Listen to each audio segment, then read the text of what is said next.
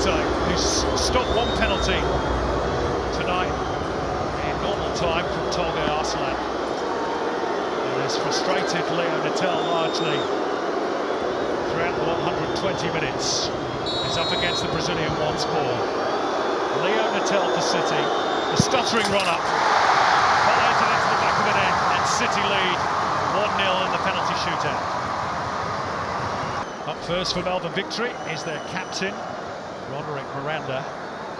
Jamie Young, just keeping him waiting a moment or two. He hasn't saved any of his last 9 penalties in the A-League men's competition since one that he stopped against Wellington back in November 2022. He's vastly experienced, of course, as is Miranda, and he's obviously learned a thing or two from Andrew Redmayne doing the dancing on the line. Miranda puts it into the corner, and Young guessed the right way. I think he got a hand to it, but it was too good. And Terry Antonis is next for City, the player who's given Melbourne Victory some great finals memories in the past, now wearing City blue. The boos ring out from the Victory fans. King is telling him he's not allowed to hit the crossbar. Not allowed to do that anymore. Every kick, the pressure increases. Antonis and Izzo stands big once again. What a night he has had. It's still 1-1 in the shootout, but it's advantage Victory with their kick to come.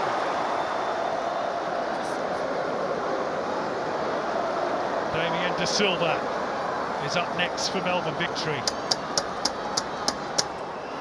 All the experienced players so far. Jamie Young kicking all the mud out of his boots and trying to delay as long as possible. Shaping to tie the laces as well. It's all kidology, all mind games. Damien De Silva, and again Young missed the right way. And I think again he got a hand to it, but again he couldn't keep it out. That's a quality penalty from Damien De Silva. He was made to wait by Jamie Young. 2-1 for Victory.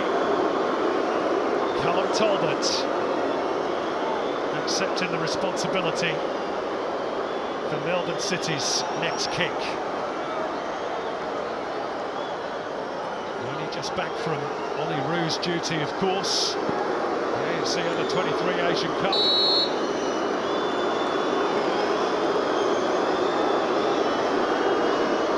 Talbot against Izzo. Massive kick for City. Izzo's done it again! Quite extraordinary the night he's had. City fans can't believe it.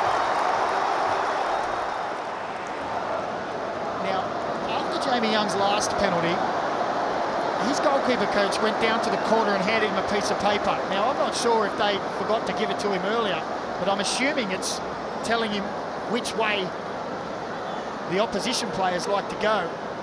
Well, how have they researched Paul Izzo then?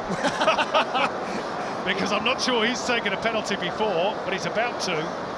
Shades of Liam Reddy here in one of those great finals games a few years ago against Adelaide, where he made, I think, 3 or was it even 4 saves in the shootout, and also scored one from the spot.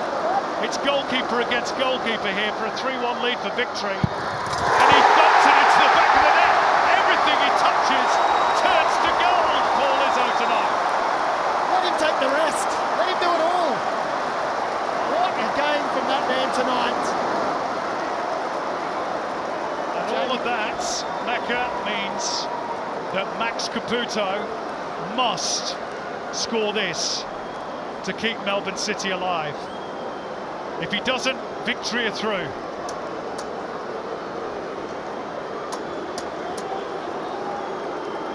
Well, you'd put your money on him saving this, wouldn't you, the way he's been performing tonight? It could all hinge on this for Melbourne City. Caputo finds the corner and keeps them alive for a few more seconds at least. Back to 3-2. And here comes Lee Broxham to the biggest roar of the evening at Amy Park. Well, what a moment for his family and for Lee Broxham. This really would be the icing on the cake of his victory career. He scored at this end of the ground, his last A-League goal in the grand final against Sydney FC in 2015. If he scores this, victory are in the semis. Broxham against Young. Oh, and Jamie Young keeps City alive! We could be here all night, Macca. It's still 3-2, and they still must score this. If not, it's victory's game. The fifth and final City penalty. Diego and Izzo sends Melbourne victory through to the semi-finals and a meeting with Wellington Phoenix with his third save and a quite extraordinary performance. What a night for Paul Izzo. What a night for Melbourne victory, who had to do it the hard way after losing Zinedine Mashash to a red card after just 35 minutes. They dug in, they hung on, found a late equaliser through Nishan Valupale, but throughout the night they have found a big hero in Paul Izzo.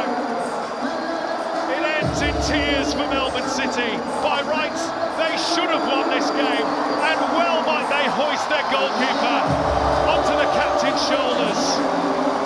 What an heroic performance from Paul Izzo. It's victory in the semi-finals as they end Melbourne City's season and also end the campaign undefeated in all 4 Melbourne derbies. More than likely, they'll be back here at Amy Park next week to host Wellington in the first leg of the semi, with Sydney now slated to meet the Mariners. But for the first time